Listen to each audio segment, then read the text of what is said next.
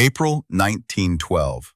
The Titanic, a floating palace of steel, sinks into the freezing Atlantic. Over 1,500 lives are lost, including some of the richest and most powerful men in America. Just 1 year later, the United States passes the Federal Reserve Act. A coincidence? Or did the Titanic's sinking change the future of global finance forever? Today on Axis of Maybe, we ask, what if the Titanic never sank?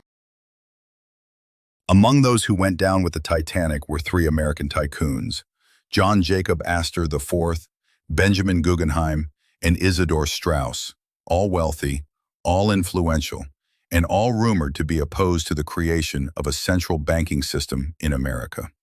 Meanwhile, J.P. Morgan, the banking mogul who helped design the Federal Reserve, canceled his trip on the Titanic last minute. He claimed illness. He was later spotted in France, perfectly healthy. April 1912. The Titanic, a floating palace of steel, sinks into the freezing Atlantic. Over 1,500 lives are lost, including some of the richest and most powerful men in America. Just 1 year later, the United States passes the Federal Reserve Act. A coincidence? Or did the Titanic's sinking change the future of global finance forever? Today on Axis of Maybe, we ask, what if the Titanic never sank? By 1913, just a year after the Titanic disaster, the U.S. Congress passed the Federal Reserve Act. It created a private central bank with sweeping powers over America's money supply. Supporters claimed it would stabilize the economy. Critics said it handed financial power to an elite cabal. What's eerie is how many of the Fed's fiercest critics, men with political influence and capital, died at sea before they could fight it. Was the Titanic's sinking just a tragic accident, or did it help clear the path for one of the most powerful institutions in modern history? So, what if the Titanic had made it safely to New York? Let's say Astor, Guggenheim, and Straus lived.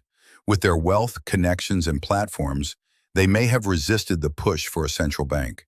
The Federal Reserve Act may have been delayed or blocked entirely. Without the Fed, the U.S. financial system would have remained more fragmented, with regional banks issuing their own currency. The government's ability to respond to crises like the Great Depression or the 2008 collapse would have been drastically weaker, or maybe handled in totally different ways. Without a central bank to anchor monetary policy, the U.S. economy might have been more volatile in the short term, but possibly more decentralized and democratic in the long term. Would America still have emerged as a financial superpower? Would Wall Street dominate the globe? Or would another system, even another country, have taken that role? And then there's the bigger question. Was the rise of central banking inevitable?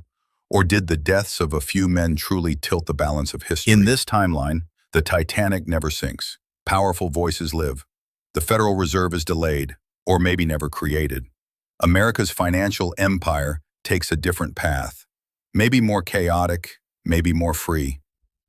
History often hinges on tragedy, but sometimes it's the tragedies we don't question that matter most.